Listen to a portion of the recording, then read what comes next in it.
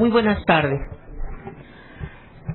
Es para mí motivo de agradecimiento al Instituto de Investigaciones Jurídicas de esta Universidad Nacional Autónoma de México la invitación que se me formuló para presidir esta mesa como moderadora de los trabajos de la mesa número 3 de este foro, Bases Constitucionales y Procedimiento Penal. En primer término, me da mucho gusto presentar a nuestro primer ponente, el doctor don Sergio García Ramírez, que desde luego no necesita ninguna presentación. Sin embargo, señalaré algunos aspectos muy destacados de su formación académica y profesional.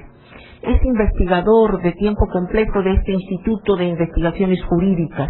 Es profesor titular de la materia de Derecho Procesal Penal.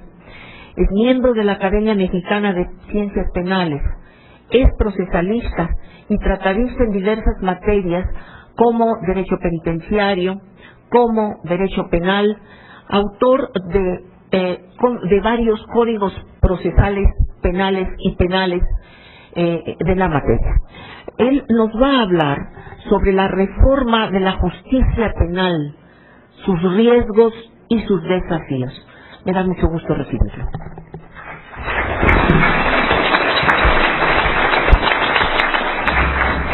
Muchas gracias, doña Victoria Dato, por su amable presentación y su generosa presencia. Muchas gracias a quienes me permiten acompañarlos en esta mesa, y si se autoriza, quisiera yo destacar la participación que ha tenido don Marco Antonio Díaz de León, mi distinguido copresidente de la Comisión de Derecho Procesal Penal en la Academia Mexicana de Ciencias Penales, que es, al igual que otros colegas aquí presentes, uno de los organizadores de este encuentro. Trataré de seguirme, por supuesto. Hay que poner el ejemplo a los 20 minutos del reglamento, y si no lo hago, no será la parte que me lo demande, sino doña Victoria, y inmediatamente guardaré silencio. El anuncio de una reforma jurídica que debiera asociarse a un desarrollo ético, político y social suscita respuestas encontradas. Por una parte, el impulso de guarecerse frente al vendaval que se avecina. Por la otra, la esperanza de que la reforma pueda despejar, ahora sí, el horizonte que la nación aguarda. De un lado, cautela, oriunda de las experiencias sufridas, y del otro, optimismo, producto de la posibilidad de aprender de las abundantes frustraciones.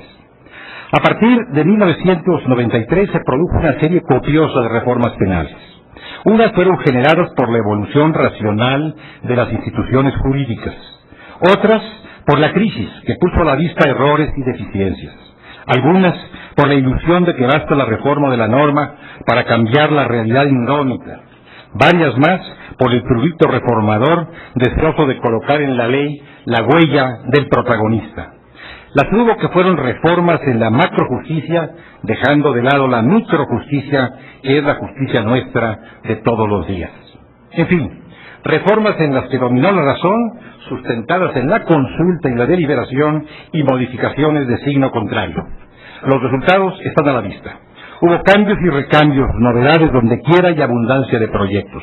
Un nuevo Código Penal, del que se habló hoy en la mañana, penosamente fraguado, ha recibido el impacto de decenas de modificaciones en solo 3 años de vigencia.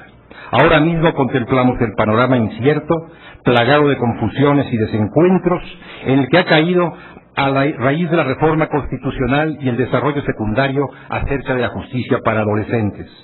Ni siquiera las expresas previsiones de la ley fundamental y el estudio del proceso de reforma pueden unificar a los intérpretes de la naciente jurisdicción para menores. En esta hora, cuando el trabajo comienza, hay que distinguir entre la aventura alimentada por un ímpetu reformista que se abastece con patrocinios inquietantes, importaciones apresuradas y lecturas de última hora, y el desarrollo en la función de la justicia informado por el conocimiento, la previsión y la experiencia. No sería justo negar los progresos e ignorar la buena voluntad de muchos actores. Tampoco ocultar que el resultado final, que ha provocado un verdadero insomnio social, es por lo menos insatisfactorio y en algunos espacios catastrófico. Si todo fuera cierto, no estaríamos aquí en estado de alerta por la inminente reforma procesal penal, a la que pueden llegar ciertas nuevas tendencias alarmantes de la regulación punitiva. Cuando nos referimos a la reconstrucción de la justicia o de algunas piezas fundamentales, hablamos de algo que se encuentra por encima del empeño académico, la expedición de normas, la reanimación administrativa y la distribución de prestigios. Estamos redefiniendo el papel del sistema penal en el control social, una cuestión que supusimos resuelta, y el diseño indispensable en el ámbito donde mayor peligro corren los derechos humanos y la democracia, es decir, donde mayores riesgos enfrentamos todos. Por eso aludo a riesgos y desafíos con signo de advertencia. Si la reforma no culmina en mayor seguridad, mayor libertad, mayor justicia y paz para los ciudadanos, desembocará en un simple cambio de estafetas, membretes y fracasos. Ojalá se vea también así en la proyectada reforma del Estado. El mero ímpetu legislativo no es garantía de progreso. Evidentemente, ninguna reforma es la última reforma, aunque pueda ser la de más reciente fecha, a no ser que la sociedad se extinga inmediatamente después. En 1996 se habló de hacer una reforma electoral definitiva, pero en años posteriores hubo por lo menos una cincuentena de propuestas de reforma en materia electoral. Y hoy vemos al Congreso proyectar animadamente una nueva reforma electoral. No pretendamos, pues, clausurar ahora mismo el panorama de la justicia penal. Bastaría con que se adelantasen buenos pasos y no se desandaran otros. En fin, que no hagamos la contrarreforma bajo la bandera de la reforma con premura e improvisación. Para crear y animar los rostros de la justicia es preciso reorganizar múltiples aspectos de la vida social, política e institucional. Cada uno aporta a la experiencia y a la imagen de la justicia. Difícilmente tendríamos justicia penal asentada sobre injusticia social, y más difícilmente podríamos instalar la voluntad firme y constante de dar a cada quien lo suyo sobre instituciones al borde del naufragio o con iniciativas traducidas al español con apresuramiento. El orden penal sustantivo y adjetivo es pues el corazón de lo que solemos llamar justicia penal, se halla en estado de sitio por la tensión que existe entre la protección de los derechos humanos y la atención a la seguridad pública. Otro tanto sucede en el derecho internacional, donde la fuerza de la ley cede ante la ley de la fuerza. En ese punto se agita un falso dilema que determina rumbos y propicia soluciones contrapuestas. Aquí se libra la batalla histórica entre la racionalidad y el autoritarismo, porque nadie en su sano juicio histórico tragaría la rueda de molino de que para proteger los derechos fundamentales es preciso olvidar la seguridad, o de que para amparar la seguridad es necesario abolir los derechos humanos. Después del aparente predominio del sistema penal democrático, hemos caído en una paulatina y peligrosa dispersión del sistema penal. Del tronco unitario de la justicia penal democrática se ha desprendido una rama que pretende constituir otro tronco no menos poderoso.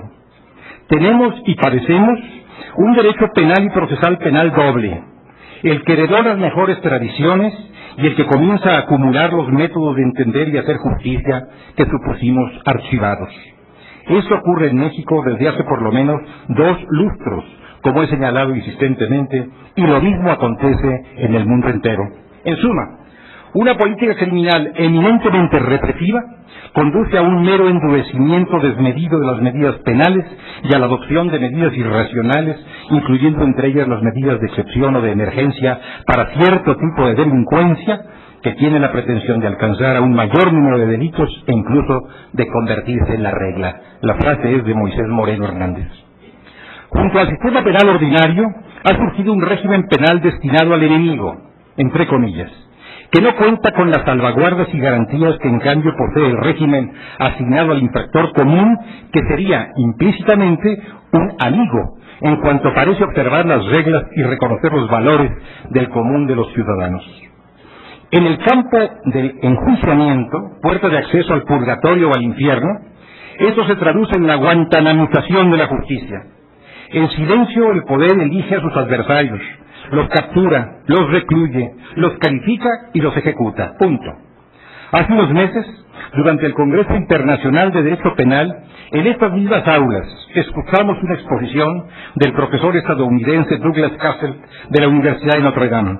que hizo la disección del enjuiciamiento penal en determinado ámbito de la justicia norteamericana y del enjuiciamiento penal en China, donde no parece haber gran miramiento sobre los derechos humanos. La conclusión fue sorprendente. No existe diferencia apreciable. El fin ha justificado los medios. La versión vernácula del doble orden penal floreció después de algunas tentaciones en la Ley Federal contra la Delincuencia Organizada de 1996. Sobre el éxito o el fracaso de esta ley a una década de su vigencia no tengo nada que decir. Lo dice la realidad. Ha crecido el crimen organizado hasta alcanzar niveles descomunales y la ley no ha logrado ni remotamente la redención prometida. Nos embarcamos en un navío que, si acaso zarpó del puerto, jamás cumplió la travesía. Pero ese ordenamiento cortó de pronto la evolución del derecho penal y procesal penal mexicano e inició en nuestro medio la bifurcación a la que antes me he referido. Me pregunto si volveremos a la misma nave con idéntico plan de navegación. El bebé de Rosemary, como alguna vez lo caractericé, inició su crecimiento y ha tenido abundante prole. Lamento no haberme equivocado. Infectó la legislación y la práctica. Creó figuras inconstitucionales. Introdujo mecanismos de negociación entre el Estado y el delincuente, sometiendo la justicia penal al juego de la oferta y la demanda. Y lo peor, engendró una cultura penal que hoy lucha por sus fueros. Si llevamos adelante una reforma procesal penal genuina, será preciso definir ante todo cuál será su signo y de qué instrumento se valdrá para alcanzar el fin social y moral que se proponga. Las deficiencias institucionales no debieran corregirse con derogación de derechos y depósito de culpas en los hombros de la Constitución y no en la cuenta de los culpables. Es notorio que la cuenta más abultada corresponde a la impunidad, no a las garantías individuales. La reforma procesal penal de nuestro tiempo tiene una doble raíz necesaria. A menudo se nos olvida. Acostumbrados a la mundialización en la economía, no aceptamos sus mejores consecuencias en la justicia. La reforma de este tiempo tiene una primera columna, la tradición constitucional mexicana, y cuenta con una segunda columna perfectamente compatible con aquella, el derecho internacional de los derechos humanos. Acerca de esto último me permitiré citar algunas opiniones calificadas, entre ellas la de Julio B. Mayer, profesor de la Universidad de Buenos Aires. Dice Mayer: una rama del derecho internacional debe ser especialmente considerada, no solo debido a sus características particulares, sino antes bien a su influencia en el derecho procesal penal, el derecho internacional de los derechos humanos, que no solo comprende los tratados, convenciones y declaraciones sobre derechos humanos, sino que agrega el complemento de la costumbre, la jurisprudencia y la doctrina internacional sobre la materia. Hasta aquí Mayer. Otro catedrático argentino, Martín Abregú, advierte la necesidad de volver a pensar el derecho procesal penal después de la irrupción de los tratados internacionales. El derecho internacional de los derechos humanos, escribe, tiene un fundamental papel para la reformulación del proceso penal a partir del nuevo paradigma de los derechos humanos. Juan Carlos Itters pone énfasis, siguiendo a Capelletti, en la dimensión supranacional del derecho del proceso y de la justicia, con la evidente intención de que el respeto de las libertades humanas logre un nivel metanacional. La mirada nacional, nuestra mirada, que apunta obsesivamente hacia el norte, no se ha posado aún en los desarrollos del derecho internacional de los derechos humanos. Tampoco ha tomado nota de las aportaciones que ha hecho a la dialéctica del proceso la jurisprudencia de la Corte Europea de los Derechos Humanos, y difícilmente se ha detenido a observar el impacto de la jurisprudencia supranacional europea sobre los sistemas nacionales, precisamente en el ámbito del enjuiciamiento penal, o el que ya ejerce la jurisprudencia regional en el hemisferio del que México forma parte.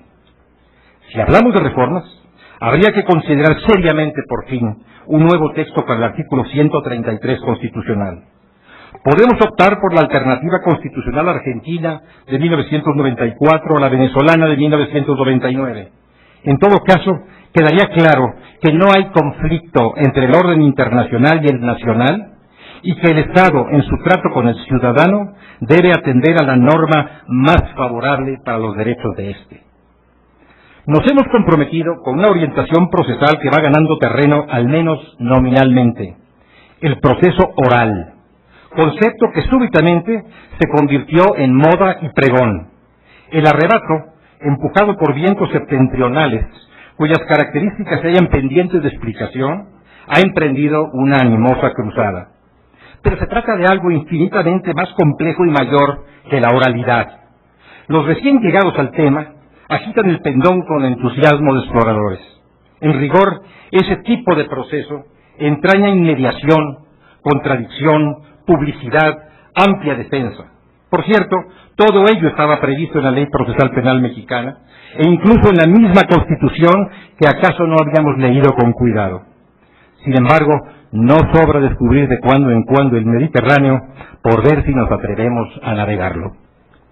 Soy partidario, fuera de toda duda, para mí, de esta orientación del enjuiciamiento. Es la que mejor sirve a la libertad y a la justicia. Extiende las garantías y permite que el pueblo conozca lo que hace la justicia y la someta a escrutinio democrático. Ahora bien, este enjuiciamiento supone un giro importante en las prácticas jurisdiccionales, una participación diferente de los acusadores y los abogados, una preparación profesional que será preciso proveer y cultivar con esmero. No basta con anunciarla, hay que prepararla profunda y sistemáticamente. Y en todo caso, el nuevo modelo de proceso, si lo habrá, deberá tomar en cuenta ventajas y desventajas, impulsos y resistencias, necesidades y expectativas, tradiciones e innovaciones, y acaso aceptar la suerte que aguarda cualquier revisión juiciosa y funcional, fluir en la dialéctica, aceptar la hibridación, participar en el gran ejercicio universal de la armonización. ¿Tenemos todo eso? ¿O haremos de nuevo una reforma vistosa en las leyes y escasa en los hechos? Algo más, no equivoquemos a la opinión pública como lo hizo la iniciativa del año 2004. El enjuiciamiento oral servirá para lo que puede servir, como diría Perogrullo, pero no para otras cosas. No hará desaparecer la inseguridad y los secuestros, el delito tradicional y el crimen organizado, la violencia y la fraudulencia. Al emprender cambios de este carácter, es preciso poner el acento en un dato que donde quiera avanza: la solución alternativa de los litigios a través de la composición horizontal y vertical. La composición vertical supone el concurso de voluntades. La del Estado, una voluntad dominante, difícilmente resistible, y la del infractor, presionado por sus temores y asediado por sus carencias. La composición horizontal implica la concurrencia de otras voluntades, víctima y victimario, cada uno con sus propias fuerzas. Reconozco las virtudes de la mediación y la conciliación, pero también aquí la solución puede ser el producto, y eso no sería justicia, de las circunstancias en que se negocia y del vigor de los negociadores. No deja de inquietar, y mucho, esta remisión de la justicia a los pactos entre el Estado, representado por individuos, es obvio, y los inculpados, o a los acuerdos entre desiguales, el que puede mucho y el que no puede nada. También es preciso despejar el campo hacia la celeridad procesal, siempre que sea compatible con la observancia de garantías y la exigencia de veracidad. La Constitución no ha puesto el derecho al plazo razonable por encima del derecho a la defensa y a la justicia. Guardada esta precaución, debemos reanudar la marcha. El derecho comparado provee sugerencias. También hay antiguos y recientes planteamientos en el derecho nacional bajo las banderas de la sumariedad y la preclusión en la averiguación previa y en el proceso mismo. La navegación del mare magnum procesal enfrenta diversos escollos en el campo de las medidas cautelares que debieran ser revisadas. Una es el arraigo, desfigurado, pero el mayor trabajo pendiente corresponde a la prisión preventiva. Un acucioso analista, Guillermo Cepeda de Cuona, señala que la práctica mexicana de la prisión preventiva es extensa, inhumana e irracional. Se finca en la obsesiva costumbre de calificar a todos los delitos como graves y difícilmente tendría sustento en los motivos que justifican, bajo el derecho internacional de los derechos humanos, el empleo de medidas reductoras de los derechos. Aún no hemos provisto el alivio que requiere lo que se ha llamado la pesadilla del ciudadano que enfrenta la averiguación previa, ni hemos avanzado hacia la autonomía del Ministerio Público. No hace mucho tiempo presenciamos con estupor manifestaciones de heteronomía, por usar un eufemismo, en el ejercicio de la acción penal que acreditan la urgencia de dar el gran paso, el Ministerio Público debe ser un órgano constitucional autónomo. Las razones que fundaron la autonomía de otros órganos militan a favor de la manumisión de este personaje clave de la justicia penal. Y en una línea paralela de consideraciones, también había que reflexionar en la conveniencia de entregar la acción penal a los particulares en determinadas hipótesis cuidadosamente valoradas, así como en la reforma radical del sistema de reparación del daño con sus implicaciones procesales. ¿Y la policía? ¿Y los centros de custodia y readaptación? ¿No debieran ser instituciones de signo garantista para servicio y sosiego de los ciudadanos? Sin embargo, se hallan colmados de problemas y oscurecidos por una imagen y una realidad que desarman cualquier optimismo. En ambos casos, la reforma de la justicia penal no puede tener otro carácter que la cirugía mayor. Dilapidamos los progresos, si los hubo, actuamos con ligereza y pusimos la imaginación por encima de la razón con gran frecuencia. Eso, que está en el pasado, no debiera ser también el futuro. Por supuesto, la policía investigadora debe depender del Ministerio Público. Me parece que la sociedad vería con intranquilidad y luego con pánico la práctica de investigaciones policiales sin un marco legal estricto, suficiente y sistemático. El Ministerio Público se convertiría en figura decorativa, como lo fue antes de la Constitución de 1917, que ahora celebran hasta sus más ardientes detractores, y la policía en autoridad omnipotente. Mientras esté vigente el texto actual del artículo 21 constitucional, y en tanto sea la Constitución y no los acuerdos administrativos la ley suprema de la Unión, el encuadramiento de esa policía está en la misma institución donde se integra el Ministerio Público. Finalmente, es preciso mencionar el problema de la prisión y de las prisiones en profunda crisis. Las soluciones no arrojan buenos resultados. No hay readaptación, pero tampoco custodia eficaz. Las más recientes investigaciones ponen el dedo sobre esta herida de la justicia penal. El drama no es apenas de México. Se ha denunciado como tema hemisférico ante la Organización de los Estados Americanos. Hay que incluir esta cuestión entre las asignaturas pendientes para la reforma de la justicia.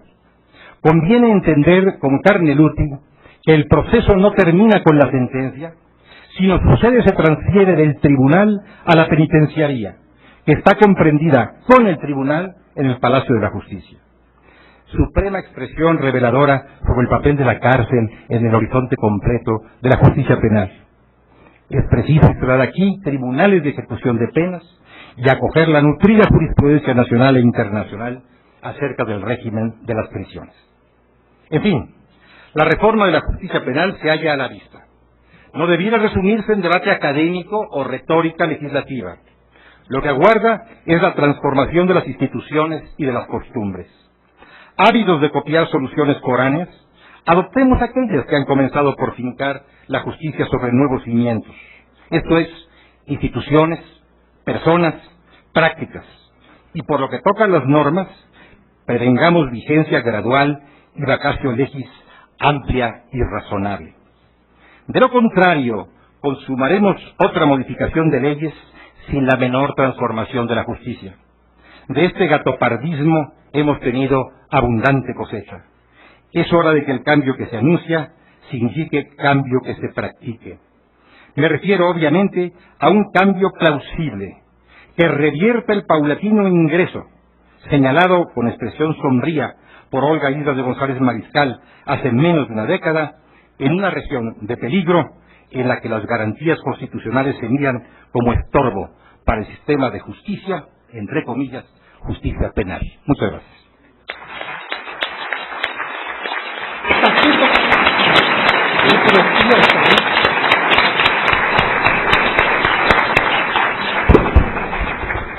Como siempre, el doctor don Sergio García Ramírez, con un lenguaje jurídico puntual, pero además con una gran belleza, nos hace un llamado a la prudencia y a la reflexión serena respecto al impulso reformador.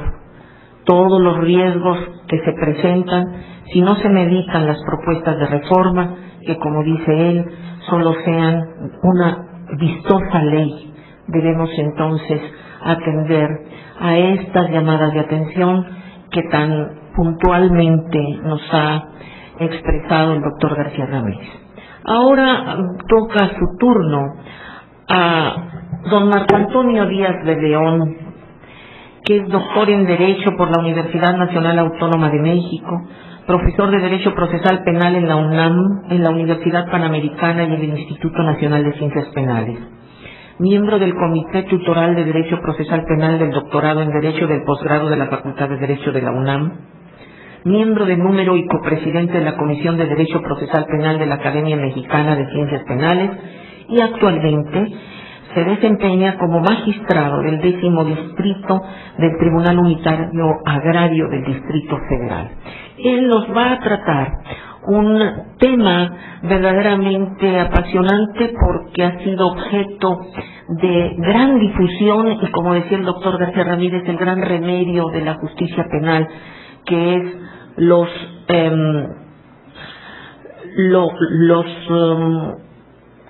el proceso sumario oral en el sistema de enjuiciamiento penal mexicano.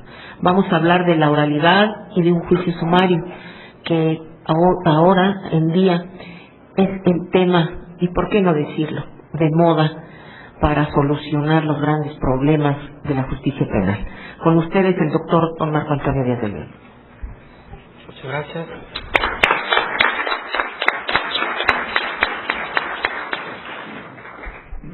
Señora moderadora, doña Victoria Dato Green, es naturalmente un privilegio poder estar en este foro de juristas compartiendo en este presidium las altas personalidades que lo integran. Mi tema efectivamente se refiere al proceso sumario oral en el enjuiciamiento penal mexicano, y por ello debo expresar una dedicatoria de este trabajo precisamente a quien es el antecedente primario, a quien forjó con sus ideas lo que hoy se discute en muchos países para su implementación, y me refiero al doctor Sergio García Ramírez, que es el forjador en este rubro de lo que hoy se conoce como proceso sumario, que se confunde con lo que es llamado juicio oral, que veremos ni es juicio ni menos es solo oral. Corresponde al Estado, dentro de sus fines primarios, resolver de manera ordenada, pacífica y pronta, mediante procesos sumarios orales, el cúmulo de pretensiones y litigios de relevancia jurídica que se dan entre los gobernados con objeto de impedir la arbitraria justicia de propia mano. Lo anterior no únicamente legitima como tal al Estado, o sea, como organización política de más alta humanidad, que básicamente existe para satisfacer las necesidades vitales que se dan en el pueblo como elemento principal del Estado, sino acaso de mayor relevancia es que ello permite preservar la existencia social organizada del Estado, en tanto la misma no es vulnerada internamente por los mismos individuos que la componen por la vía de la venganza privada, de la anarquía. Por lo tocante al derecho procesal, quienes se han dedicado a su estudio han dividido sus opiniones, dado que hay quienes afirman la existencia de un novedoso juicio oral, actuado todo de manera verbal y con base en el llamado principio de oportunidad, que permite al fiscal que sustituyó al Ministerio Público en esos estados transigir ad libitum al estilo common law. ¿En qué caso se ejercita o no la acción penal, desde luego con acuerdo del juez? O bien, ¿en qué otros puede haber una negociación con el imputado para que éste acepte determinadas culpabilidades, negociando a cambio algunas otras no responsabilidades? Hay otros procesalistas, en cambio, que sostenemos que no está el juicio oral, que se trata más bien de un proceso sumario donde prevalece la oralidad, en el que, eso sí, en su desarrollo prevalece el carácter público innegociable del jus puniendi, que no puede ser, en este caso, destinado esta opinión al delito, no puede ser una mercancía ni un objeto de comercio que pueda transigirse entre el Ministerio Público, o más bien el fiscal, y los inculpados. Respecto del llamado juicio oral, es preciso aclarar su significado jurídico-político, toda vez que existe sobre él una confusión que ha trascendido a algunas legislaciones. El juicio como acto procesal del juez se da en la mente de éste, se da en su cerebro, es un acto intelectual y por tanto no puede ser oral. Y por lo mismo no podemos confundir la expresión juicio con la de proceso. Quien así se expresa no solo demuestra una supina ignorancia en esta disciplina, sino que ha llevado por caminos inadecuados a algunas legislaciones. Por otro lado, lo oral no debe confundirse con lo verbal, pues la oralidad no excluye el uso de la escritura en cuanto a aquellas actividades que tienen necesidad de quedar documentadas para preservar la seguridad jurídica de lo actuado en la instancia. Y aquí yo llegaría inclusive a la propia averiguación previa. Sería monstruoso pensar que se dieran averiguaciones previas, actos de investigación y de pruebas solo orales en que quedaran documentados de alguna manera para precisamente conservar esa seguridad jurídica. No puede, pues, confundirse la oralidad con la verbalidad, como suele diagnosticarse por muchos autores. Al juicio oral, por lo mismo, de su propio fracaso, naturalmente se le evoca por los propios gobiernos ante la ineficacia que hasta ahora presentan las instituciones encargadas de prevenir la delincuencia, de juzgarla y de combatir el delito. Tan grave el problema resta credibilidad al Estado y es invitación a la autodefensa, a la venganza privada, a la justicia de propia mano cada vez más frecuente en poblaciones que linchan a delincuentes. En primer término, quienes lo invocan propiamente se refieren no solo a la oralidad, o sea, a la verbalidad, como principio del derecho procesal, sino que con tal expresión principalmente aludan a la necesaria prontitud, y aquí sí estaríamos de acuerdo, a la prontitud que debe darse en el proceso penal. Las decisiones de política criminal que han tomado algunos estados para implantarlo en sus legislaciones se basan, además de la relativa oralidad, realmente en la brevedad del proceso sumario, que es a lo que destinan estos esfuerzos. A la seguridad jurídica en el proceso y al carácter público del jus puniendi, al permitir procesos sin prueba suficiente, autorizar delitos privados o bien negociaciones o acuerdos sobre el delito entre los fiscales, los jueces y los inculpados, como si se tratara en la materia civil de un negocio jurídico. Otros países, no queriendo quedarse a la saga de dicha modernidad, anuncian simuladamente la implantación del juicio oral, pero sin renunciar sabiamente ni a la escritura adecuada, ni a la prueba, ni a la seguridad jurídica, ni a todo aquello que implica las formalidades esenciales que se han venido acuñando desde el derecho romano. Esto lo vemos con destacada presencia en referencias que hizo, por ejemplo, aquí el doctor José Miguel de la Rosa Cortina, cuando, refiriéndose al juicio oral en España, en realidad estuvo detallando nuestro proceso sumario sin renunciar a la escritura, como acabo de señalar. Lo que antes, no hace mucho tiempo, era considerado solo como tema académico de justicia penal, por lo menos de manera discutible, hoy el denominado juicio oral se ha convertido en propaganda política que sirve para convencer a los pueblos de que algo se está haciendo en pro de la justicia penal, tratando de mitigar así el palpable temor que vive la ciudadanía por el incremento de la comisión de delitos y por los altos riesgos que provoca el AMPA, que transita por la calle casi de manera impune, sin posibilidad de controlarlo. Bien miradas las cosas, el llamado juicio oral, que ni es juicio ni es oral, alude a esa situación de concentración que hablaba el doctor García Ramírez, a los principios de la propia oralidad, de economía procesal, etcétera, que permiten actuar con menor dispendio de tiempo, dinero y energías las instancias penales, que como también él apropiadamente señaló, pues constituyen una de las formas más costosas y riesgosas que los estados de derecho actualmente contemplan, en tanto la prisión preventiva origina gastos considerables al erario, pero además impide la producción económica de quienes se encuentran privados de su libertad. Génesis del proceso sumario en la legislación mexicana.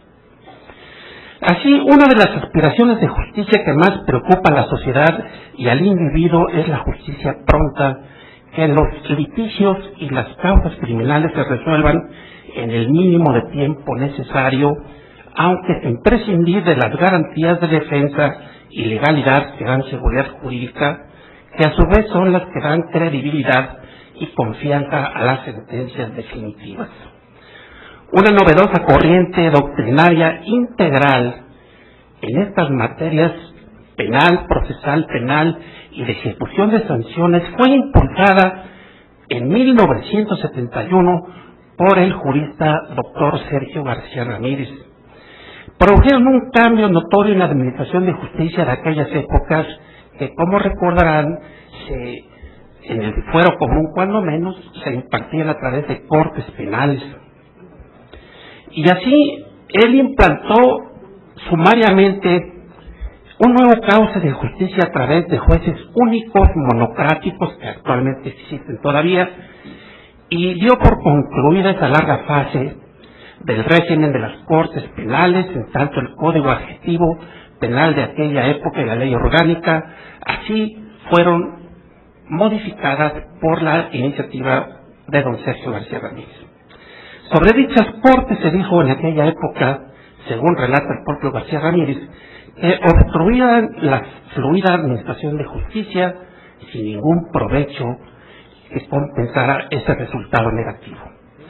Pero de manera relevante debe destacarse que en esa reforma de 1971 se instituye también, como ya indiqué, ese proceso sumario como excepción al enjuiciamiento ordinario de los jueces monocráticos, y que contemplaron aún más una mayor brevedad en el trámite, llegando todo ello a la mayor simplificación procesal de nuestra moderna justicia penal, siendo pues en esos albores el inicio de algo que apenas hoy algunos estados, con algunas deformaciones, están implementando como juicios orales. Fue así como esta iniciativa del doctor García Ramírez originó el decreto de 17 de febrero de 1971 en el moderno artículo 305 que ahí se instituyó, y los artículos 314 y 315 que implementaron dicho proceso sumario oral. Pero aquí no hay que destacar que 12 años después, si bien esta reforma de 71 involucró al fuero común del Distrito Federal, 12 años después el propio doctor Sergio García Ramírez llevó esas reformas al proceso penal federal cuando él fue Procurador General de la República, y que muchos de los que estamos aquí tuvimos el grandísimo honor de colaborar con él en esa institución, pues proyectó otra reforma, otra iniciativa que también prosperó en el Código Federal de Procedimientos Penales. Y así fue que se instituyó el artículo 152 de dicho Código Adjetivo Federal, con las características del juicio sumario que hoy, insisto, copian de manera parcial e inadecuada otras legislaciones como juicio oral. Se concibe el proceso sumario como una instancia simplificada, con plazos reducidos y con mayor economía procesal. se debe a que los casos de que conocen son relativamente menos difíciles de indagar, o bien son de poca monta y por tanto no requirientes de mucha prueba. El proceso sumario se haya destinado principalmente para dilucidar sobre delitos no complejos que no requieren de mayor indagación sobre prueba. Hoy, pues, los modernos medios científicos permiten prever en un futuro muy próximo la combinación perfecta de la oralidad y la escritura sin dispendio mayor de tiempo en un proceso actuado mediante el apoyo de la computación y de otros medios electrónicos que se van adquiriendo y que van utilizándose en este medio de justicia. Consecuencia lógico-jurídica de entrelazar los aspectos del proceso sumario con la oralidad en las formas antes descritas conducirán como resultado a cauces económicos, expeditos, prontos, despojados de cuestiones que normalmente lo embarazan en las instancias ordinarias, pudiendo pues señalar como principios sui generis que deben observarse los correspondientes, como ya se dijo aquí por García Ramírez, a la economía procesal, a la inmediación, a la concentración y a la publicidad.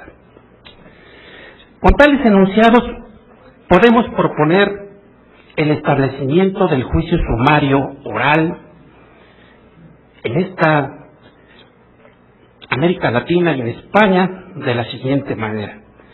Debe darse para pretensiones punitivas de pequeña monta que no requieren en sí mismas de mayor extensión de tiempo para su dilucidación. Deberá incoarse a sí mismo donde exista flagrancia o confusión o confesión judicial legalmente acreditada antes del proceso penal correspondiente. Se desahogarán las pruebas oralmente, principalmente la confesional y la testimonial. Los dictámenes periciales se presentarán precisamente en la audiencia, pudiendo en esta celebrarse alguna junta de peritos, pero no habrá tercero en discordia. Contará de plazos breves para la instrucción que no podrán exceder de 3 días para ofrecer pruebas a partir de la notificación del auto de formal prisión. Invariablemente se expresarán verbalmente las conclusiones tanto del Ministerio Público como de la defensa en esa audiencia, y ahí mismo los jueces estarán preparados para sentenciar. Solo quiero, para concluir, hacer una breve reflexión final. Me tocó presenciar la exposición de representantes de la justicia venezolana, española, guatemalteca y de toda América Latina, pero estoy refiriendo a aquellos que se quejaron y que establecen el fracaso de los juicios orales. Simplemente en Argentina, el doctor Gabriel Torres, un tratadista de derecho procesal penal y magistrado de la sala penal que conoce de los recursos en los procesos orales, se llaman juicios orales, nos habla de que los jueces que llevan esos juicios solamente pueden sentenciar 3 veces a la semana, lo cual me suena hasta exagerado. Si no, pues por lo menos lógico, 3 juicios a la semana con sentencia, pues sí son relevantes, pero ellos nos llevan solo a 12 sentencias al mes y a no más de 120 al año. En un rezago que ya llega a 5,000 procesos en Argentina, en un rezago que ya no permite poner audiencias sino hasta dentro de 2 años, y todo ello derivado de esa iniciativa que recurrió a muchas legislaturas con la falsa promesa de poder actuar todo de manera verbal. Yo le agradezco mucho a mi amiga sus notitas que me dicen solamente me quedan 2 horas, pero yo creo que renuncio. Muchas gracias.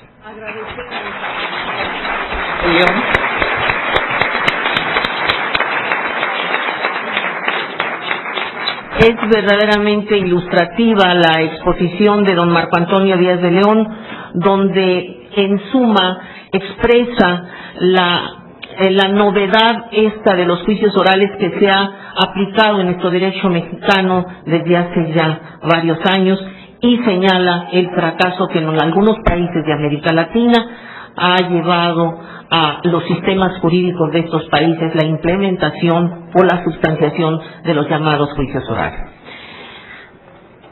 El turno corresponde ahora a don José Héctor Carreón, maestro en Ciencias Penales por el INACIPE, servidor público en la Procuraduría General de la República, en la Procuraduría General de Justicia del Distrito Federal, en la Procuraduría Fiscal de la Federación. Es catedrático de Derecho Penal en la Escuela Libre de Derecho y en diversas universidades. Actualmente se desempeña como subprocurador de averiguaciones previas en la Procuraduría General de Justicia del Distrito Federal. Él va a tratar un tema verdaderamente interesante que se refiere a la orientación filosófico-política de la reforma a la legislación penal. Queda con ustedes el señor licenciado don José Héctor Carreón. Muchas gracias. Quiero agradecer al Instituto de Investigaciones Jurídicas de la Universidad de la UNAM y a la Academia Mexicana de Ciencias Penales el que me hayan permitido venir a platicar con ustedes y a llevar a cabo algunas reflexiones sobre la orientación filosófica y política de la legislación penal mexicana. Si nosotros analizamos la Constitución política de los Estados Unidos mexicanos, veremos que sus contenidos tienden a considerar al individuo como un fin en sí mismo. Tienden a un respeto a la autonomía ética de los individuos. Algo muy importante, a una delimitación lo más precisa posible del poder público. Es decir, establece que en el Estado mexicano el hombre no debe de ser considerado como un instrumento al servicio del Estado, sino que al contrario, el Estado sea un instrumento al servicio del hombre. Y propiamente en materia penal, pugna en muchos de sus contenidos por un derecho penal de corte liberal, en aquel en donde el derecho penal sea un instrumento al servicio del hombre. También. Ahora bien, al tenor de la Constitución política de los Estados Unidos mexicanos, el Estado mexicano, se dice, es un Estado democrático de derecho. Es un Estado de derecho.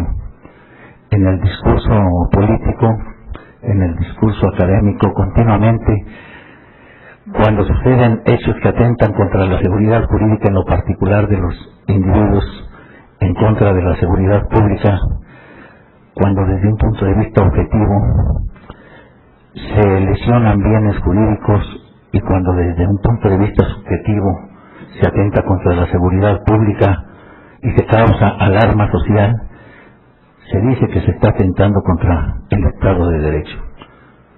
Pero ¿qué es lo que se debe de entender por Estado de Derecho, por Estado democrático de derecho? En mi concepto, el Estado democrático de derecho es aquel que se rige por el derecho, que realiza toda su actividad, principalmente en materia penal, por cauces jurídicos. Pero si analizamos los contenidos constitucionales de muchos de los planteamientos que se hacen en su articulado, encontramos que en ellos se encuentran inmersos principios muy importantes en los que se sustenta un Estado democrático de derecho.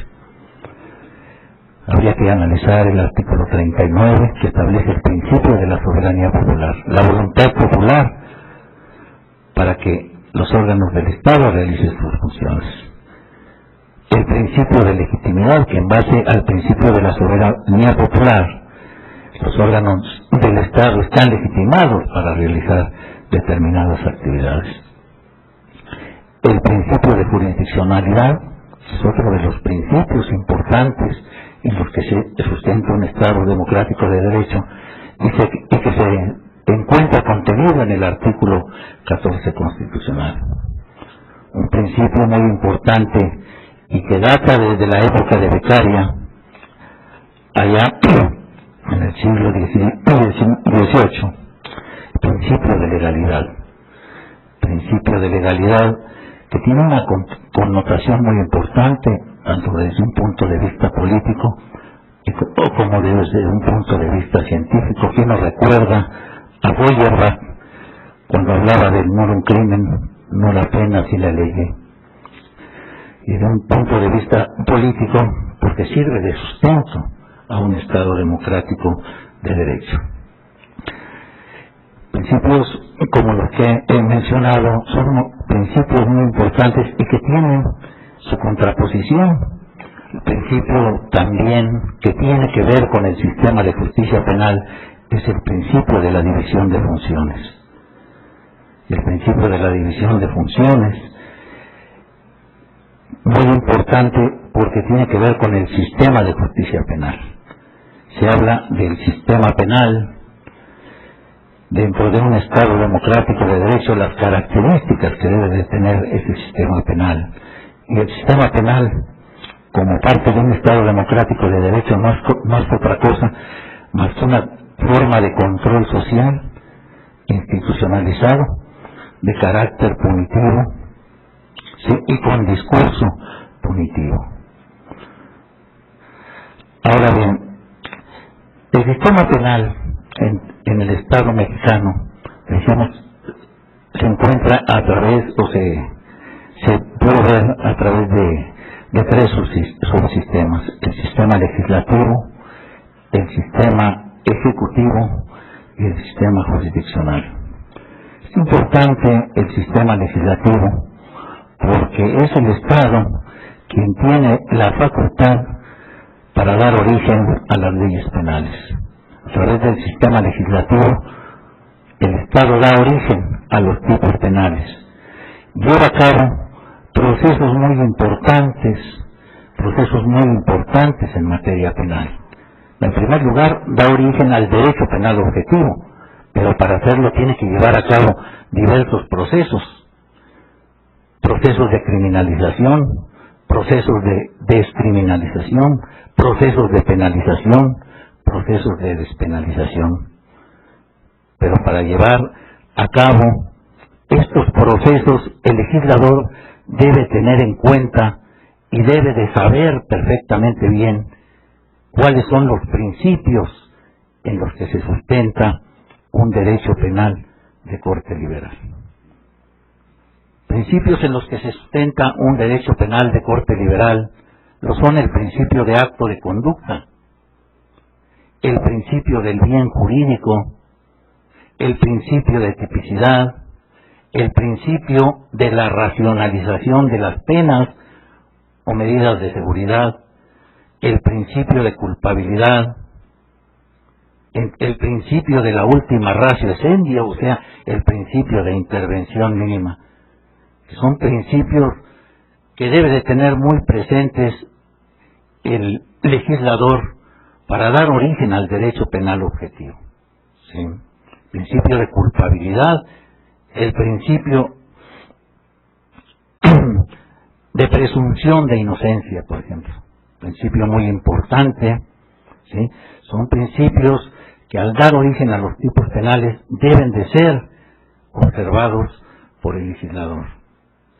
Se habla en los últimos tiempos de establecer, para efectos de la agravación de la pena en el caso de los reincidentes, por ejemplo, se habla de establecer de nueva cuenta, al menos a nivel de legislación del Distrito Federal, de la figura de la reincidencia, que dicen que hay que sancionar más a los sujetos que han cometido hechos delictivos a nivel federal.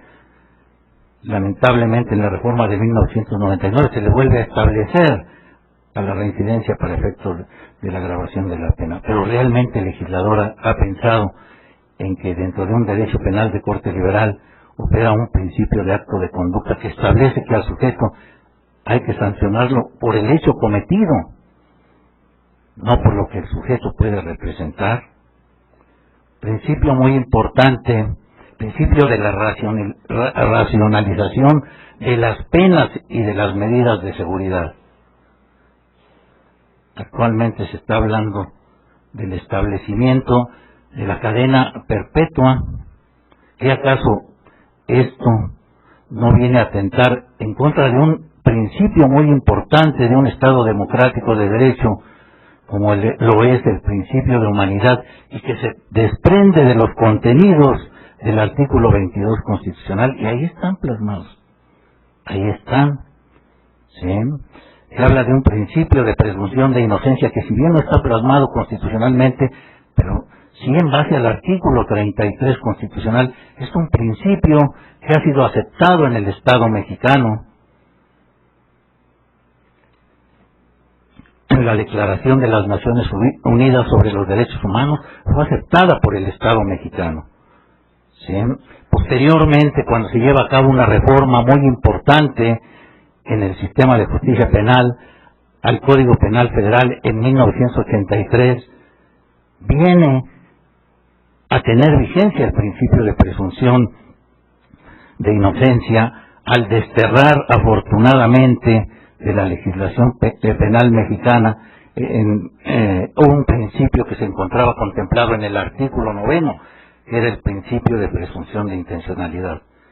Entonces, yo considero algo muy importante que en esa función que tiene el Estado a través del sistema penal, de dar origen a los tipos penales, de dar origen al derecho penal, siempre y en todo momento debe de tener, en esos procesos de criminalización o despenalización, debe de tener muy presente estos principios.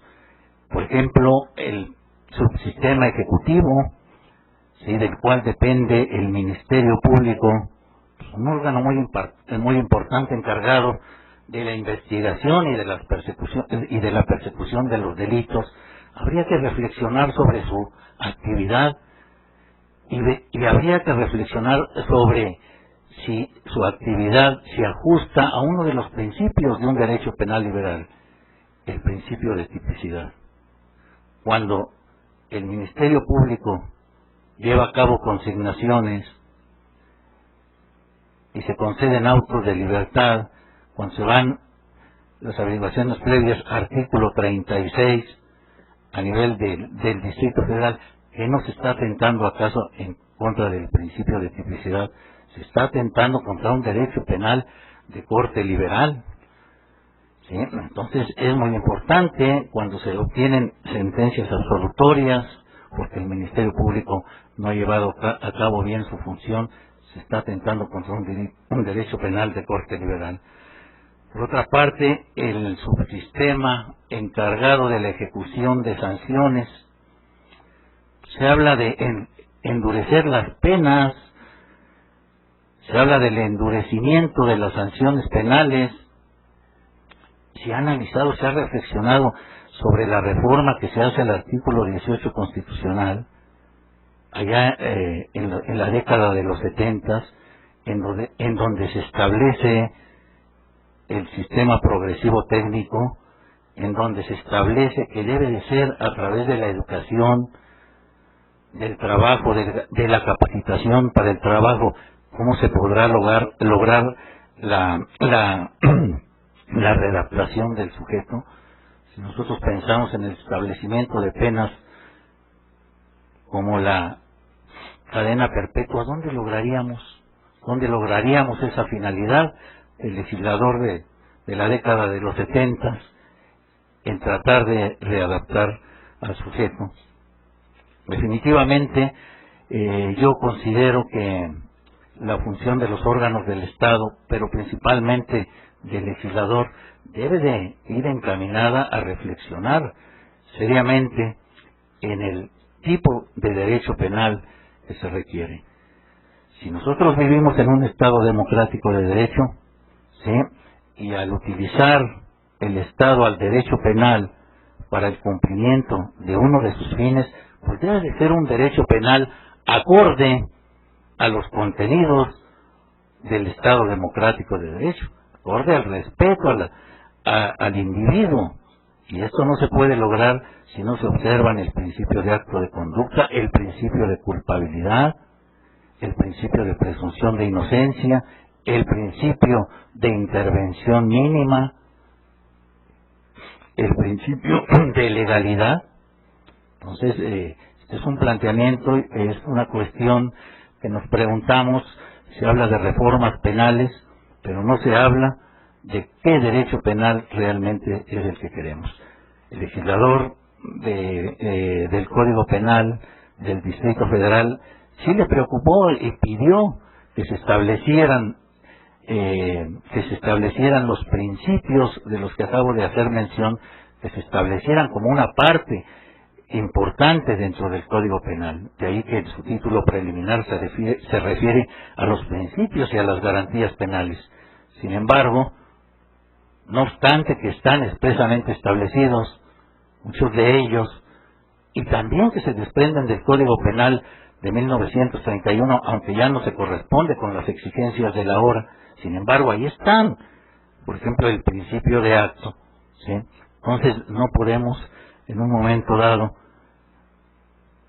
hablar, ¿sí?, en una forma pues tan ligera para decir vamos a cambiar los contenidos del Código Penal, dejando de observar esos principios que son los principios de un derecho penal de corte liberal y que se corresponden a un Estado democrático de derecho que al menos en el plano formal, a lo mejor en el material no, pero al menos en el plano formal lo constituye el Estado mexicano. Muchas gracias.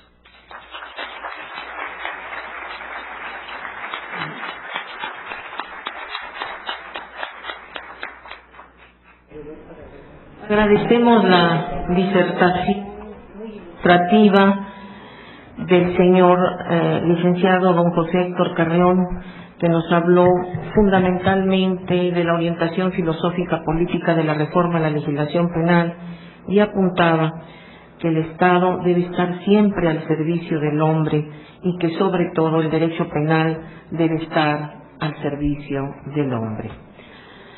Toca ahora su turno al señor licenciado don Ricardo Ojeda Bojorquez, que es licenciado en Derecho por la Universidad Autónoma Benito Juárez de Oaxaca, maestro en Ciencias Jurídico-Penales por el Instituto Nacional de Ciencias Penales, doctor en Derecho por la Universidad Nacional Autónoma de México, miembro de la Asociación Nacional de Doctores en Derecho de la Academia Mexicana de Ciencias Penales y del Comité Académico del Instituto de la Judicatura Federal. Es autor de numerosos artículos y libros especializados en Derecho Penal, ha sido juez y actualmente es magistrado de circuito. Él tratará un tema de verdad interesante: los procesos penales federales, sus ventajas y desventajas a partir de la reforma que se introdujo al Poder Judicial de la Federación, podemos decir que en fecha reciente. Está con ustedes don Ricardo Ojeda Bojorquez. Muchas gracias, señora ministra. Agradezco desde luego la invitación que me hiciera el Instituto de Investigaciones Jurídicas para participar en este foro en presencia de tan distinguidos juristas aquí presentes en esta mesa y ante un auditorio tan selecto como son todos ustedes, a quienes agradezco su atención y su presencia. El tema que me asignaron es desde luego relativo a la función que desempeño todos los días desde hace 23 años, el proceso penal federal, ventajas y desventajas. Todos sabemos que últimamente se ha venido una ola de propaganda hacia los juicios orales y la ola ya ha alcanzado magnitudes enormes, al grado tal que tenemos propuestas en el Senado de la República sobre estos temas. Anticipo mi opinión, yo no estoy en contra de ellos, pero sí quisiera mencionar si lo que tenemos actualmente está mal, o es correcto. Por eso le decía yo, el proceso penal federal, ventajas y desventajas. En algunos estados ya tenemos instaurados los juicios orales, tenemos una legislación procesal encaminados a estos juicios, pero en materia federal todavía no los tenemos y hay una propuesta de reforma para instaurarlos. Actualmente, ¿qué tenemos en materia federal en cuanto a los procesos penales federales? Tenemos 5 tipos de procesos penales federales: 2 ordinarios y 3 sumarios. Y esto me refiero a la clasificación obtenida de la propia legislación del artículo 147 y 152 del Código Federal de Procedimientos Penales. 2 ordinarios que marcan la diferencia por la duración de la instrucción. Es decir, sabemos que el proceso penal es parte de nuestro procedimiento penal, que abarca varias etapas procesales, como la redacción previa, la preinstrucción, la instrucción, el juicio, la sentencia, la etapa de segunda instancia y la ejecución de la sentencia. Pues la diferencia de estos procesos, de estos 5 procesos, pues la hace precisamente la duración de la instrucción. Todos nuestros procesos tienen una etapa de preinstrucción en principio, con una duración de 72 horas o el doble si se tratara de delincuencia organizada y si así se pide la ampliación de este plazo, 72 horas o el doble. Y la instrucción, que es lo que marca la diferencia de nuestros procesos penales, en principio los 2 ordinarios, el 147 nos dice, hay un proceso ordinario que su instrucción no podrá durar más de 10 meses, siempre y cuando que el delito por el cual se esté juzgando tenga una penalidad mayor de 2 años. Si es menor, la instrucción o la etapa probatoria durará 3 meses. De tal manera que esta es la diferencia entre un proceso ordinario y el otro, la duración de la instrucción.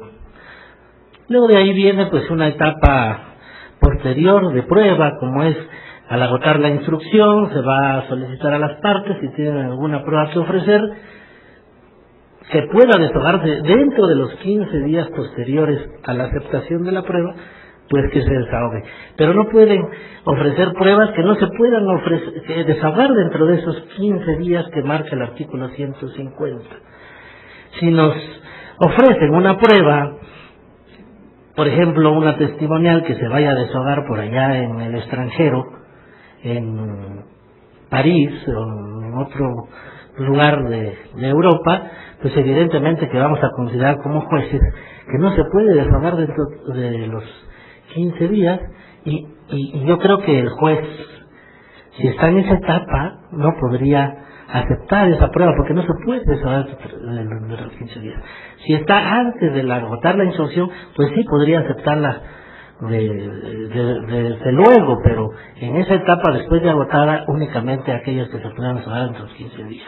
Luego viene la otra etapa del juicio, que no es otra cuestión que la presentación de las conclusiones, que trae también un plazo de 10 días para cada una de las partes para presentar sus conclusiones, 10 días para el Ministerio Público, 10 días para la defensa, y posteriormente viene la etapa de sentencia, en donde el juez va a dictarla dentro del término de 10 días o hasta 30, dependiendo del número de fugas que tenga el expediente. Pues estos 2 procedimientos ordinarios se ha comentado por los críticos de que son verdaderamente juicios tardados, es decir, que muchas veces no se respetan los 10 meses en la instrucción, ni los 4 meses, ni los 10, ni los 3 meses en la instrucción, sino que duran mucho más. Pero quiero decirles que muchas veces se prolongan estos juicios porque se privilegia la garantía de defensa por la de duración de los procesos. Es decir, prefieren que se alarguen los juicios con tal de obtener más pruebas para obtener una sentencia absolutoria que la duración de los procesos. Por eso muchas veces en materia federal esos procesos pues se alargan a tal grado que dan los 3 años y todavía no podemos dictar sentencia, pero es a satisfacción y a voluntad de la defensa o del procesado. Pocas veces o casi nada del Ministerio Público. Por otra parte, tenemos los otros 3 juicios sumarios que señala el artículo 152, donde también 2 de ellos, la diferencia es la etapa de pruebas, en el plazo de la etapa de pruebas. Uno que es de 30 días y el otro de 15 días. El de 30 días, por ahí el 152 nos dice que siempre y cuando se trate de un delito cuya penalidad sea mayor a 2 años de prisión, sea o no alternativa, o bien que exista flagrancia, o bien que exista confesión del procesado. Y el de 15 días, que sea menor la penalidad a 2 años. Y tenemos un tercer procedimiento sumario que yo en lo personal le llamo sumarísimo, que no tiene etapa de pruebas, es decir, desde el momento en que se dicta el auto de término constitucional, señalamos una fecha para la audiencia de juicio, que es de pruebas, alegatos y sentencia, que es la que señala el 307. En los 3 procedimientos sumarios, una vez cerrada la instrucción, porque aquí no agotamos instrucción, que no cerramos instrucción, señalamos esta audiencia del 307, que viene siendo de pruebas, alegatos y sentencia. En la misma audiencia podemos dictar la sentencia. Muchas veces por las cargas de trabajo el juez les dicta la sentencia pues 10 después, 5 días después, 10 días después. Pero quiero decirles que nuestros procedimientos sumarios pues son tan rápidos que en 3 meses los jueces del distrito están dictando sentencias en estos procedimientos sumarios. Quienes son litigantes en este foro, o secretarios, o agentes del Ministerio Público, no me dejarán mentir que en materia federal, en tratados de procesos sumarios, en 3 o 4 meses tenemos dictada una sentencia. Favorable o desfavorable, pero la tenemos dictada.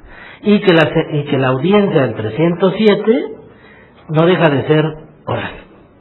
¿Qué desventajas le asignan a nuestros actuales procedimientos, a nuestros actuales procesos penales que tenemos? En primer lugar, nos dice que las sentencias son dictadas en secreto y no en público.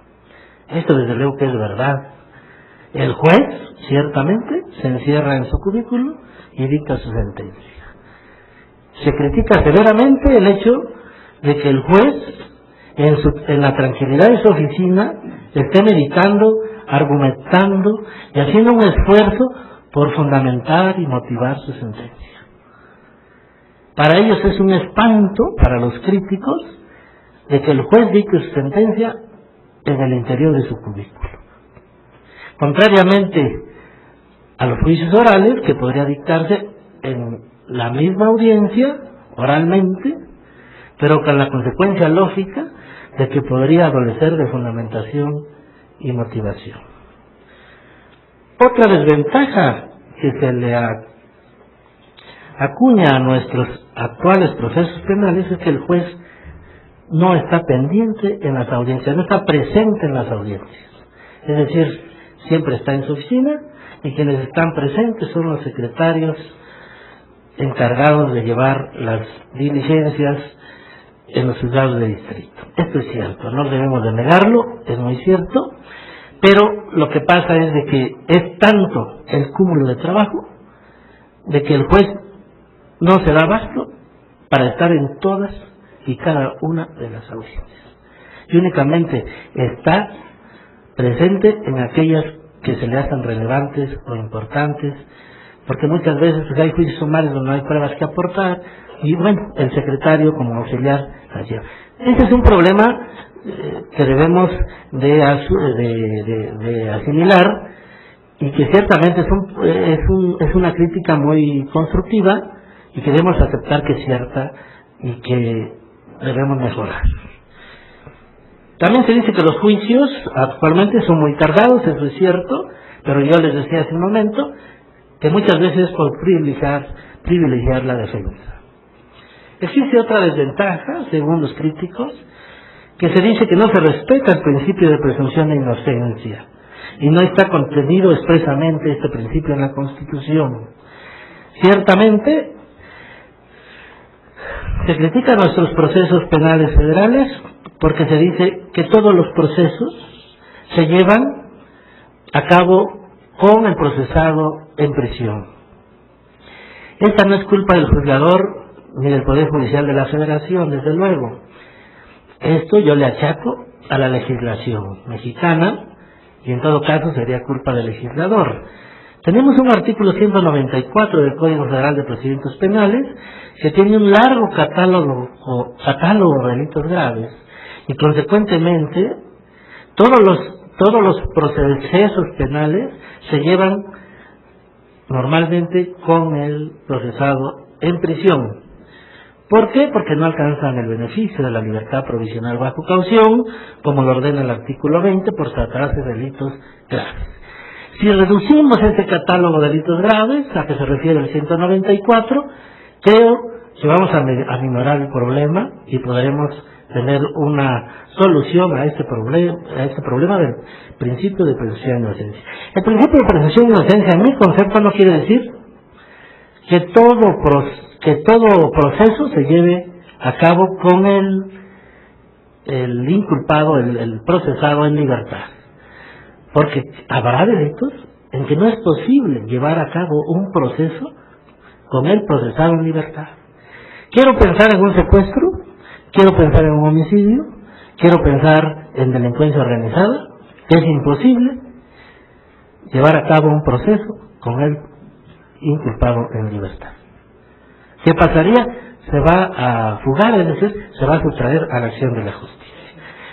Este problema se resuelve de otra manera, es decir, resolviendo el problema de la prisión preventiva, regulando la situación de los delitos graves, que sean pocos los delitos graves que se consignen como tales, homicidio, secuestro, delincuencia organizada, contra la salud, etcétera, y que se quiten todos aquellos que muchas veces la iniciativa privada, el Estado mismo, quiere que sean graves.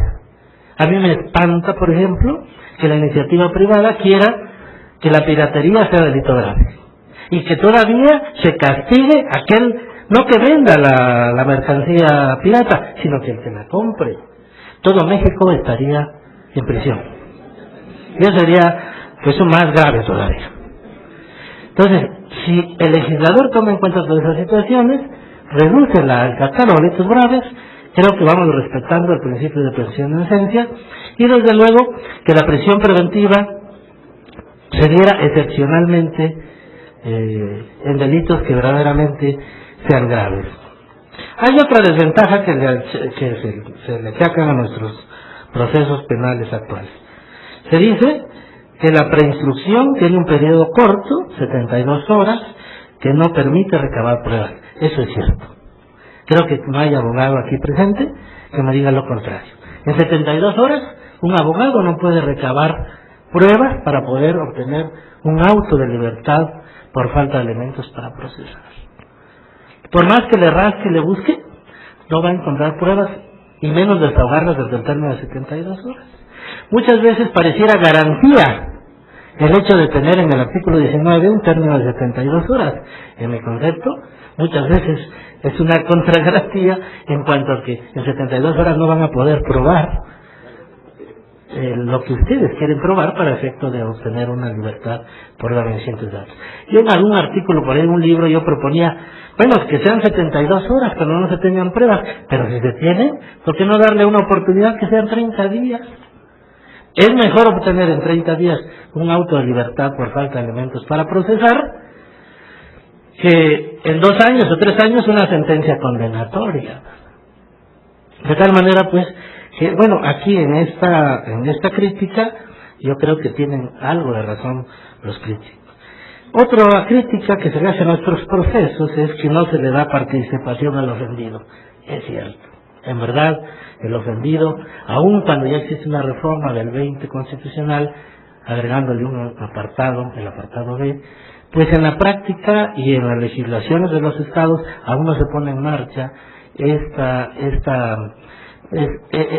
garantías en favor del ofendido. El ofendido es letra muerta en el proceso, ¿no? Si el ofendido estuviera presente en sus procesos, otra cosa sería. No se permitirían muchas situaciones que se dan en la actualidad en favor del inculpado. Y creo que eso lo debemos mejorar, darle más participación. Otra de las ventajas es, por ejemplo, decía don Felipe Calderón Hinojosa, que son muchos los códigos penales en México, y él propone que exista una sola codificación penal en México que regule los delitos. Bueno, esto enfrenta, según el doctor Elisur Arteaga Nava, con el federalismo mexicano que tenemos. Por último, ya para concluir, yo quiero decirles que tiene una ventaja nuestro actual procedimiento escrito. 3 ventajas les voy a señalar. El procedimiento escrito es de mayor seguridad jurídica para las partes. Es decir, más vale una mala nota que una buena memoria. Se desaparecen expedientes, se desaparecen constancias, y al llegar al amparo directo los tenemos que amparar porque no existe una constancia. Otra, respeta la garantía de fundamentación y motivación. Las sentencias se elaboran con mejor argumentación en un procedimiento escrito. Otra, existe la eficacia para combatir los rezagos. Por medio del procedimiento escrito han habido fórmulas que permiten acabar los rezagos. En el procedimiento oral no sé cómo nos vamos a enfrentar ante un rezago de juicios orales. Muchas gracias, les agradezco.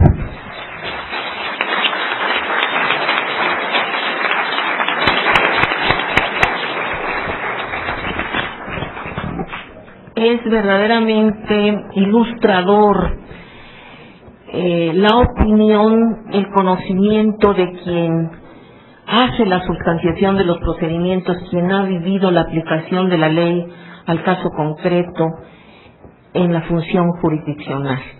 Ellos nos pueden decir hasta dónde es ilusión política la moda de los juicios orales y cuándo es una realidad en la práctica. Para mí es verdaderamente gratificante que en esta universidad se escuche también, no solamente a los académicos, que don Ricardo lo es, sino a los académicos que de alguna forma viven la aplicación del derecho y en un momento dado sufren las reformas cuando estas no son adecuadas. Ha sido muy ilustrativo su documento y su exposición. Toca ahora su turno al señor doctor don Jorge Ojeda Velázquez. Es licenciado en Derecho por esta Universidad Nacional Autónoma de México. Es especialista en Derecho Constitucional y Amparo por el Instituto de Especialización Judicial de la Suprema Corte de Justicia de la Nación, en Derecho Penal y Criminología por la Universidad de Roma, Italia. Es doctor en Derecho Canónico por la Universidad Pontificia en Roma, Italia. Ha sido docente en diversas universidades nacionales. Es autor de diversas publicaciones especializadas en Derecho Penal y actualmente es magistrado del 10º Tribunal Colegiado en Materia Penal del Primer Circuito. Ocupa el cargo de magistrado desde abril de 97. Queda con ustedes el señor magistrado don Jorge Ojeda Velázquez, que nos va a hablar de la reforma procesal penal en relación a las víctimas y ofendidos, un tema verdaderamente interesante.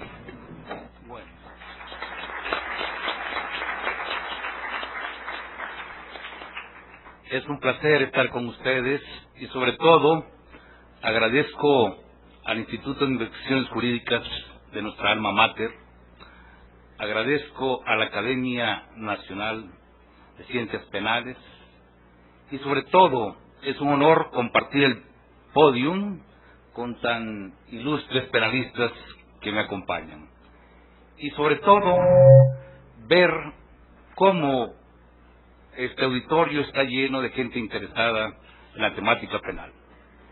A mí me ha tocado disertar sobre este tema que he solicitado llevar hasta sus oídos en relación a la reforma procesal penal que falta, relativas a las víctimas y ofendidos por el delito. Todos nosotros sabemos que el 3 de septiembre de 1993 se agregaron a la fracción 10ª del artículo 20 constitucional un último párrafo a fin de garantizar los derechos de las víctimas o el ofendido por el delito, y en aquel tiempo únicamente se agregaron 4 derechos fundamentales, como eran el de recibir asesoría jurídica, como era prestarle atención médica de urgencia cuando así lo requiriera, a que se satisfaga la reparación del daño y, sobre todo, escúchenme bien, a coadyuvar con el Ministerio Público. Esta reforma del 93 provocó la observación del público interesado y especializado emitida en el sentido de que en el artículo 20 no podían estar protegidos los mismos derechos fundamentales del inculpado y de la víctima, porque esto constituía un híbrido. Por eso se reformó el 21 de septiembre del año 2000, y estas reformas entraron en vigor, como las estamos viendo en las láminas, 6 meses después, y vino a corregir ese error. Derogó el último párrafo del aludido precepto para ubicarlo en el mismo artículo 20, pero separados en 2 apartados. El A, relativo a los inculpados, y el B, relativo a la víctima o el ofendido, no sin antes ampliar estos derechos subjetivos, como es de observarse en esta primera imagen. De las mismas se advierten que no se prevé ninguna legitimación procesal a la víctima ni al ofendido por el delito de manera autónoma que incida sobre el ejercicio de la acción penal. No contempla, por ejemplo, la acción popular para iniciarla o alguna acción privada subsidiaria para proseguirla, como sucede en otros países. Antes y después de entrada en vigor de estas reformas, en los códigos adjetivos, la víctima ha participado en los procedimientos penales como coacusador, como una parte secundaria, como coadyuvante del Ministerio Público, quien sigue hasta la fecha conservando el monopolio de la acción penal. En los casos en los cuales haya sido cometido un delito perseguible de oficio o por iniciativa de parte ofendida, el ciudadano o gobernado se constituye ante el Ministerio Público y solamente tiene la facultad de presentar denuncia o la querella, proporcionar información y algún otro medio de prueba útiles al órgano de acusación. Pero tales actos no le dan derecho a los particulares a participar directamente en la investigación preliminar, ni vinculan al Procurador General a tomar una decisión en el sentido que aquellas desean. Por lo que bien puede, digamos, el fiscal archivar la acción penal iniciada aún en presencia del cumplimiento de los requisitos de procedibilidad. La víctima y el ofendido, que considera ilegal un procedimiento de archivo, ¿qué es lo que le resta a él? Iniciar ese procedimiento interno de inconformidad por vía jerárquica y luego, agotado ese procedimiento y dictada la última resolución del no ejercicio de la acción penal, el de amparo indirecto. De esta manera, observamos nosotros que la víctima en el ordenamiento positivo mexicano es un minusválido del derecho. A pesar de ello, no viene tratado con misericordia, no viene tratado con bondad, sino rudamente. Si nosotros observamos el procedimiento de evaluación previa, si se inconforma contra el no ejercicio de la acción penal, los agravios que exprese en ese procedimiento interno de inconformidad o los conceptos de violación que expresen el amparo indirecto son estrictamente analizados. Si nosotros en un momento dado analizamos esta jurisprudencia, veremos cómo el ofendido en materia penal no opera en su favor la suplencia de la queja. Guay a que se equivoque. Todos sus agravios vienen estudiados con estricto derecho. Ahora bien, nosotros vayamos al segundo procedimiento. En la instrucción de la causa, aun cuando existe disposición legal para ser llamado oficiosamente a defender sus derechos, solo interviene como coadyuvante del Ministerio Público, previo reconocimiento del juez, quien debe decidir sobre su legitimación. Después de haber escuchado al Ministerio Público, desde luego, las pruebas que desea ofrecer, lo hará con el visto bueno del titular de la acción penal. No puede impugnar tampoco, mediante el amparo indirecto, la negativa de la orden de aprehensión dictada por el juez, ni el auto de libertad emitido a favor del inculpado, porque según se dice actualmente, en estas resoluciones interlocutorias, no se analiza la reparación del daño, único capítulo en el que puede alegar agravios. Y nosotros nos preguntamos, ¿cómo es posible que a la víctima, al ofendido, solo se le permita en un momento dado expresar agravios en relación a la reparación del daño, si para llegar a este tercer piso se tiene que pasar por el primero que se construye como la existencia de el cuerpo del delito? El segundo piso, la existencia de la probable responsabilidad. Si no hay una declaratoria de existencia de estas categorías jurídicas procesales, no se puede llegar entonces a la construcción del tercer piso, como es la condena a la reparación del daño. Por eso, en un momento dado, nosotros no estamos de acuerdo con esta posición y pedimos más intervención de la víctima, al ofendido, en el procedimiento penal. Pero sigamos analizando el procedimiento de apelación. De acuerdo con el 365 del Código Federal de Procedimientos Penales, tiene derecho a apelar de la sentencia de primer grado el ofendido o sus legítimos representados cuando hayan sido reconocidos por el juez de primera instancia como coadyuvantes del Ministerio Público, en cuyo caso la apelación se contraerá nuevamente a lo relativo a la reparación del daño y perjuicios y a las medidas precautorias conducentes a asegurarla. Vayamos ahora al amparo directo. Puede interpelar a la Justicia Federal en términos del artículo 10 de la Ley de Amparo en contra de la sentencia emitida en segunda instancia solo en la parte relativa a la reparación del daño, pero siempre y cuando tenga reconocida su personalidad como coadyuvante del Ministerio Público. Por eso nosotros pensamos que para evitar ese tratamiento diferenciado, que el ejercicio de la acción penal siga siendo pública, pero su prosecución durante los procedimientos de averiguación previa, primera y segunda instancia, incluyendo el amparo directo, se le dé intervención a la víctima y al ofendido por el delito de manera independiente del Ministerio Público, a fin que tengan iniciativa y actividad propia que se constituye en parte privada y como el actor en el proceso civil haga valer con plenitud sus derechos y no sea tratado como un menor de edad quien necesita ser representado en causa. Consecuentemente, pensamos que la persona lesionada por el delito que prosiga la acción penal delante de los tribunales debe, sin tener poder coactivo sobre la policía, ser escuchado personalmente por los juzgadores.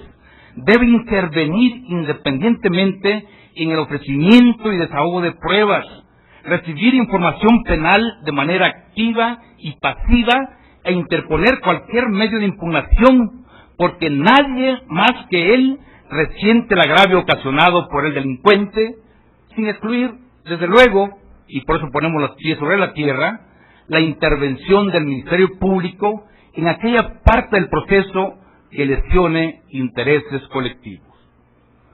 Como ya hemos apuntado, en el ordenamiento positivo mexicano, la víctima o el ofendido por el delito no pueden concurrir de manera autónoma durante la instrucción, ni en el desarrollo del juicio de primera o de segunda instancia. Siempre tiene que estar acompañado jurídica y físicamente por el Ministerio Público. Por ello, se le reconoce como una parte procesal secundaria, adherente a esa institución y coadyuvante de la acción penal. Para poder acceder a los tribunales, como hemos visto en las jurisprudencias, debe solicitar al juez su participación a través de un libelo conteniendo el visto bueno del Ministerio Público.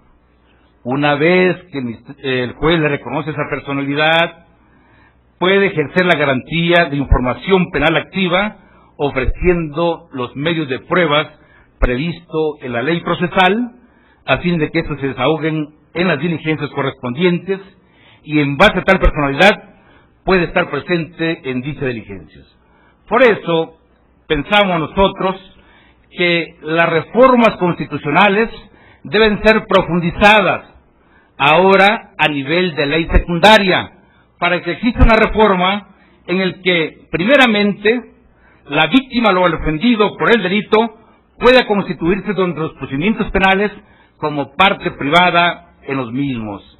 En otras legislaciones extranjeras, como Italia y Alemania, se reconoce como parte civil y defiende activamente sus intereses. Yo recuerdo, en los tiempos en que estuvimos en algún país extranjero, habían en un momento dado defensores privados defendiendo a las víctimas de la Brigada Roja, las Brigadas Rojas, aquel grupo terrorista urbano que en un momento dado se dedicó a cazar, a tirarle a los jueces ordinarios hacia las piernas, ¿verdad?, sin privarles de la vida. Habían ocasionado muchos daños con sus bombas terroríficas, ¿verdad? Yo veía cómo algunos maestros eran nombrados abogados de la parte privada e intervenían defendiendo esos intereses. Hoy el Ministerio Público puede hacerlo, pero su interés a veces diverge. Yo tuve también esa experiencia como Ministerio Público investigador. A mí me gustaba ganar los juicios a los abogados famosos, pero me contentaba con ganar la parte principal. Mandar a la gente a prisión, ¿verdad? Porque esa era mi tarea en aquel tiempo. Pero poco atención le ponía a la reparación del daño. Poco me importaba que se le ganaran, si fueran 16,000 pesos o 160,000 pesos. Si se le diera intervención a la víctima o al ofendido, él tendría mayor interés en defender esos intereses patrimoniales. El Ministerio Público hace su tarea enviando a la gente a prisión. Si hubiera parte privada, abogados particulares defendiendo a las víctimas, ellos en un momento dado defenderían la parte que le pertenece. Por eso, en un momento dado, proponemos que la constitución de parte privada en los procedimientos penales, una vez reconocida, produzca sus efectos en cualquier estado o grado de procedimiento, de tal manera que, si ésta se constituye como parte durante la versión previa, puede aportar al Ministerio Público evidencias para acreditar el cuerpo del delito y la probable responsabilidad del inculpado, coadyuvar en la investigación, contratando también detectives privados. Porque, ¿qué sucede en la práctica? Cuando iniciamos una versión previa, le damos intervención a la Policía Judicial. La Policía Judicial llega, lee la versión previa, y al día siguiente, a las 8 o 9 de la mañana que entregamos el turno, y entrega su reporte. ¿Qué investigación hizo de eso? Más que leer el expediente. En cambio, si se le diera intervención a la parte privada, ella compraría, o por su propio medio investigaría, haría bien una buena investigación. Durante la preinstrucción, puede comparecer ante el juez e impugnar la negativa del juzgador para obsequiar una orden de aprehensión, ya que las categorías procesales que en dicha orden se analizan son presupuestos jurídicos para obtener la reparación de los daños ocasionados. Durante la instrucción del juicio, puede de manera independiente del Ministerio Público ofrecer pruebas tanto para acreditar cuerpo del delito, responsabilidad penal, como para determinar la reparación de los daños, impugnar cualquier resolución que no admita dichas pruebas, estar presente en sus desahogos e impugnar la sentencia de primera instancia que no sea favorable a sus intereses. Durante el procedimiento de segundo grado, puede ofrecer por sí pruebas previnientes e incluso estar presente en la audiencia de vista y alegar lo que a su derecho convenga.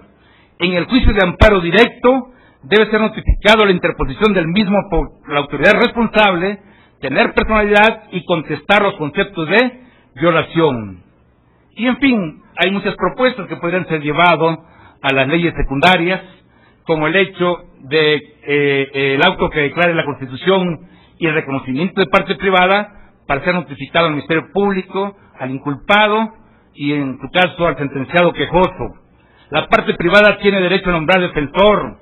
Contra el reconocimiento de parte privada en los procedimientos de preinstrucción, instrucción, juicio de primera y segunda instancia, pueden formularse inclusive incidentes de oposición a dicho reconocimiento. En fin, son muchas las reformas procesales que se proponen para profundizar aquellas reformas del 1993 o del 21 de septiembre del año 2000. Y es lo que pongo a vuestra consideración, porque cada uno de nosotros que estamos acá pensamos que podemos aportar algo al país, ¿verdad? Y este es mi grano de arena que vengo a dejar. Gracias.